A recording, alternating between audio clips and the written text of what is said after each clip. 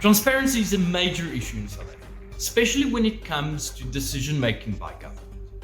Unfortunately, the culture of not being transparent has spilled over to the National Nuclear Regulator, a state-owned institution that is responsible to regulate the nuclear industry, and who ought to prevent catastrophes such as Fukushima and Chernobyl. Do we know whether the safety protocols and requirements and all technical processes have been followed for the Koeberg extension? Certainly not. Why not? Because the NNR is not being transparent about that.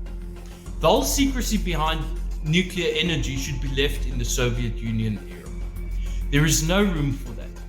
However, the cutthroat business of behind-the-scenes decision-making is still alive and well in South Africa.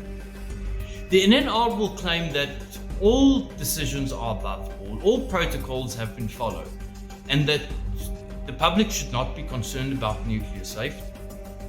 But if everything is above board, then why should we not be allowed to have access to that information?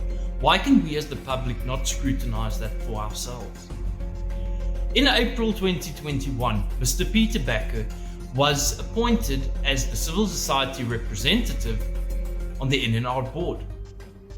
Earlier this year, in January, Mr. Peter Becker was suspended by Minister Koeberg for an array of reasons.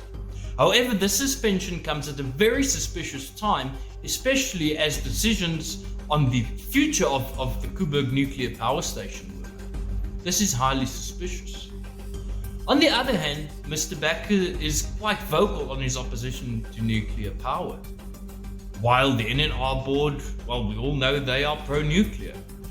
According to Mr. Koeberg, Mr. Becker's opposition to nuclear is not compatible with him being on the board. We find this very disturbing, as this would imply that government will do anything in their powers to ensure that anyone who disagrees with government will simply not have a say in decision making, or would be able to scrutinize decisions. We are disturbed by the fact that agendas are being pushed without proper scrutinization, without proper public oversight, and without the public being part of the process going forward. As mentioned, Mr. Becker's suspension comes at a very suspicious time, especially in relation to the Koeberg extension. Would you like to know what's going on in the nuclear industry? Would you like to know whether everything is above board with the Koeberg life extension application?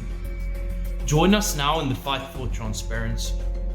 Take up the baton and ensure that the NNR is notified and that they are fully aware that they work for us, the people. We shall continue to demand transparency.